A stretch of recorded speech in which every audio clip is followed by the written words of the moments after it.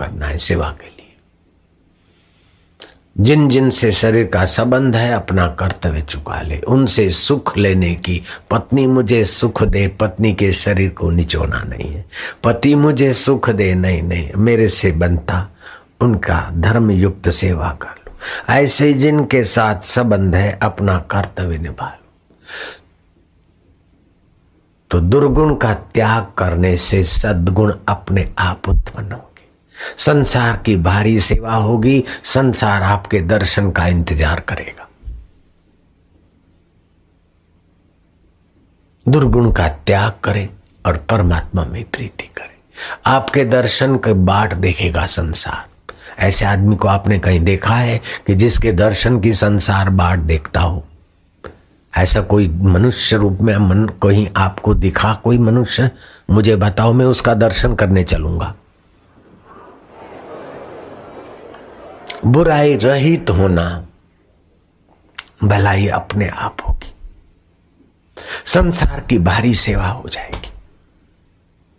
भगवान से प्रीति करोगे तो भगवान की सेवा हो जाएगी, और वासनाओं से अपने को निवृत्त करोगे तो अपनी सेवा हो जाएगी।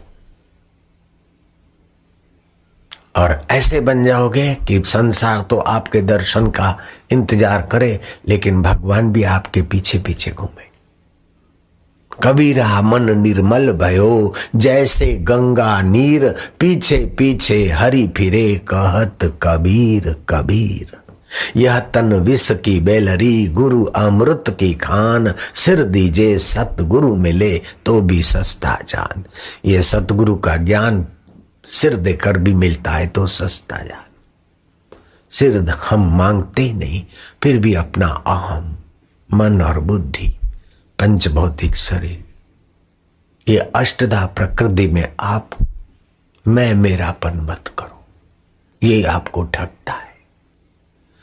जीव में एक जड़ता का अंश है और चेतनता का स्वभाव है। जड़ता के अंश से बेचारा ठगे जाता और चेतन के स्वभाव की मांग बनी रहती।